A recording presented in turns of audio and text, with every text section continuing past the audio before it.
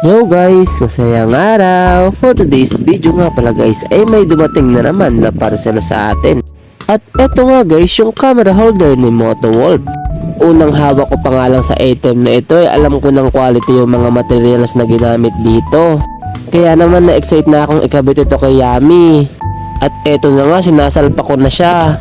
Madali lang naman siyang ilagay mga bossing kasi may kasama na siyang wrench. Dito nga ay pumunta yung aking tropa kasi gusto niyang makita akong mag-practice habang nag-i-ensayo siyang mag-bike. Ang gwapo nga talaga ni Yami oh. Ganto nga pala ang itsura niya guys pag nakakabit na. Talaga namang mapapaay ka. Tingnan nyo naman no, ang pogi ng driver talaga. Ang ganda pa ng point of view ng kamerang to, talaga napaka-solid. At mga bossing, kung gusto nyo nga rin ng gantong camera holder ay lalagyan ko na lang ito ng yellow basket. Diyan ka na lang umorder. Maraming salamat po mga bossing.